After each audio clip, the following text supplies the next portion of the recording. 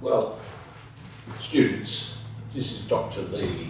Welcome to this online World Religions class summer, the Human 4 class. And we are in the sort of mid-April coronavirus, whole new ball game, isn't it? Learning at home. I've taught this class now for, 15 years, I suppose. And that's been both face-to-face as well as online. And I can honestly say that in the 15 years, the students have really appreciated the scope, the depth, the knowledge that they've gained through this online class. And there's a number of reasons for that. Of course, the ulterior motive, I suppose, is they want to get the grade, they want to graduate. But there's also the ability to understand other people, to understand how they believe, how they think, to understand their religion, their faith. And I'm going to teach this from an academic perspective. I'm not going to teach this to convert you to any particular religion at all. I want you to have an understanding academically of all the major world religions. So understanding people is extremely important, and a good illustration of that is a few years ago I was standing outside a theatre in Modesto and in line to enter the theatre. In front of me were a couple, a husband and wife talking to each other, and I interrupted the conversation and I said, "Excuse me, where are you from?" "Oh, we are from Modesto." I said, "Yes, you're from India. Which part of India?" "Oh, we are from the Punjab." And I said, "That's wonderful. What is your view of Operation Blue Star 1984? And they said, "Oh, you know about Operation Blue Star?" I knew that they were Sikhs. Operation Blue Star was when Indira Gandhi went into the Golden Temple at Amritsar with the state militia and fired, well, it was terrible. They entered a very holy place for the Sikhs and used weapons, and they marched into the temple. And it was a terrible, terrible episode. And so my next question, of course, to the couple was, what did they feel about Binjawali? Was he a Sikh nationalist or not? "Oh, you know about him, Binjawali." And of course that was the start of a wonderful conversation, and it turned out that he was a retired dentist. She was a practicing cardiologist here in Modesto. So this ability through religion to see into the eyes and minds of other people, to understand other people, is so very important in this world, and you'll find in this World Religions class it will give you the ability to know how other people think. The course will also give you the ability to understand US domestic and foreign policy. And so towards the end of the class, when I talk about the Middle East conflict, I'm looking at the way that Islam, Judaism and Christianity sort of impact each other, and mainly through Christian evangelicalism, and you'll enjoy this. You'll also enjoy the course that follows that, which is what we call the NRMs, or the New Religious Movements. So this is a course to widen your perspective, to go beyond what we call STEM-based learning, science, technology, engineering and maths, which are all very, very important. But the baseline, the bottom line is you have to relate to people. You have to communicate to people. And this is a course that allows you that ability to understand and to understand other people, the way they think, and to be able to communicate effectively in the year 2020 and beyond. So personal development, the ability to understand others, to understand US domestic and foreign policy, and bottom line, to get a grade, are all aims of this course. And I trust that you will enjoy this course, and it will provide an enrichment to your academic and social life and your family.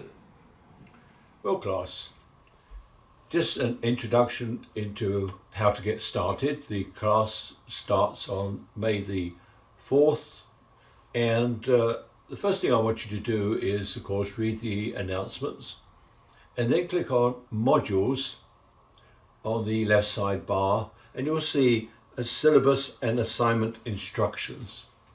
And once you see the syllabus and assignment instructions, you'll find the location for the syllabus. It's both in Word document and it's also in PDF. Print that out and keep that by you. And it's got that's the syllabus there. It's got all the dates down, all the requirements, the grading scale, etc. Now, the first important task that I want you to do is to look at the course requirement checklist quiz. This will be in week 1. Now, just logging into the class, maybe even doing a discussion board, doesn't really make you a student of the Human for World Religions class. There are a number of students on the wait list, and so it's very important that you do complete the course requirement checklist quiz in a timely manner. And I've actually set the date for this to be 11:59 PST, just in case you're holidaying in Virginia and you are landlocked because of coronavirus. So 11:59 PST, Wednesday, May the 6th is the deadline. Should you not complete the course requirement checklist quiz, you will become what we call persona non grata. You will vaporize, you will disappear without any further notice, simply because there are other students on the wait list who would like to join the class, and they will be given preference if you do not complete the quiz. So that's the first requirement. Do the course requirement checklist quiz found in week 1, and you'll have the syllabus in the syllabus and requirements section, also under the modules tab on the left sidebar. Also, do look at the calendar. That's very, very important. And it's going to be some way off yet, but August the 13th is the final exam. And you'll be surprised at the number of people that say, I forgot, I scheduled to go to Disneyland on that day, my grandmother died, the dog needed to go into hospital, and 1,001 excuses, and we forgot that the final exam was on August the 13th. You'll find that under the calendar in the syllabus. Do please make a note of that. Write it in your diary. Put a note to the fridge. Tell your mother-in-law. Whatever you do, don't forget the final exam, please. Now, the first task in week 1 will be looking at what do we understand by world religions. What does religion mean? We have this understanding that religion has this person we call God, that God is central to any sort of religion. That may be so, certainly for Christianity. But what do we talk about when we speak of Buddhism, Confucianism, and Taoism? 3 major world religions, none of which has a personal God, let alone God at all. Are they religions? So it's very, very important when we talk about world religions, we understand what religion means in the first place. And secondly, what do we mean by world? What is a world religion? So that's the first task, is really an introduction to the course and understanding what we mean by specific terms.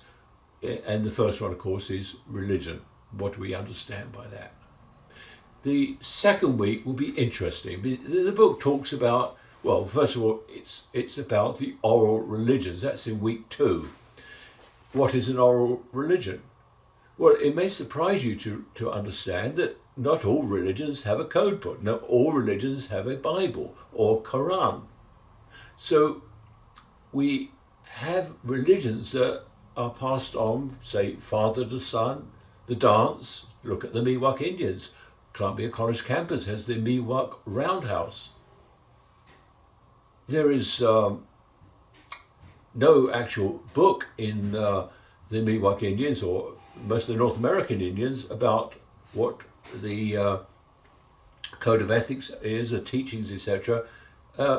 So we call these oral religions. They're passed down without any sort of formal book or Bible, etc.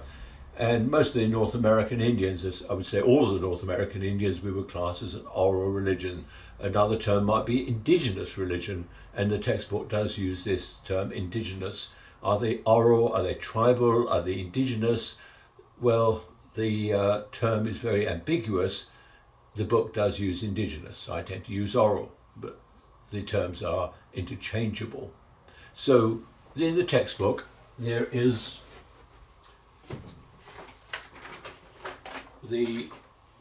here's the textbook. You will need this. Great textbook. And they talk about the North American Indians. And I would actually be talking about another indigenous religion which is not mentioned in the textbook, but is the headhunters of Borneo. And I particularly like the headhunters of Borneo because I actually spent about a week with them, back in about 1977.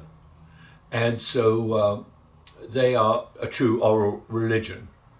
They literally did take people's heads up to about 1840. So when I visited them in 1977, I came away with my head firmly attached to my body. And so here I am today, able to teach about the headhunters of Borneo.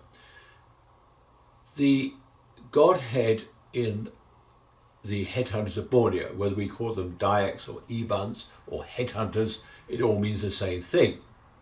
But the religion that they have is very, very profound. There's no Bible. The only source that I have really is this book by Hans Schara, which is on the headhunters of Borneo. I actually managed to procure this copy. It was a PhD dissertation, and so I do have this guidebook, etc. And it talks about some of the reasons for the headhunting. And of course, the religion is very, very profound. They have, for example, the 7 days of creation. Where did that come from? They had this idea of substitutionary atonement, which is absolutely central to Christianity. The idea that Jesus Christ died for all mankind, and the sin of mankind passed upon Jesus Christ, and of course being God, then he could take care of sin universally. This was the idea of substitutionary atonement. And yet they have this same concept in the headhunters of Borneo. Typically, the reason they took people's head was not to make some sort of new version of Campbell's soup, but to actually allow a marriage to take place. And you'll see this in your discussion board when we talk about the headhunters of Borneo, the reasons for headhunting, etc. But it was that the person had to die to his self and be united in the marriage bond with his wife, and that was the substitution. It's a fascinating story. You'll read about this in some of the paper narratives I've included with the course by Hans Schara. So that's the second week. First week, we'll learn about what we mean by religion, world religions. What does it mean? Second week, we get into the indigenous, the oral religions, and we proceed through the course. And I believe you'll find this to be absolutely fascinating. I am available very easily by email, so do let me know if you have any problems, and I trust you will enjoy the class. As I said in my introduction, this is a chance for you to put meat on the bone, to understand other people, to be able to relate to other people, to be able to communicate effectively. We can only do this if we understand the minds of other people. And bear in mind, we're talking about different cultures, different races, different religions, and this is a pivotal course in understanding human behavior. So please enjoy the class This is your professor, Dr. Lee, and wishing you all the best as you proceed through the next 15 or 16 weeks. And I was refer you back to the course. Thank you so much.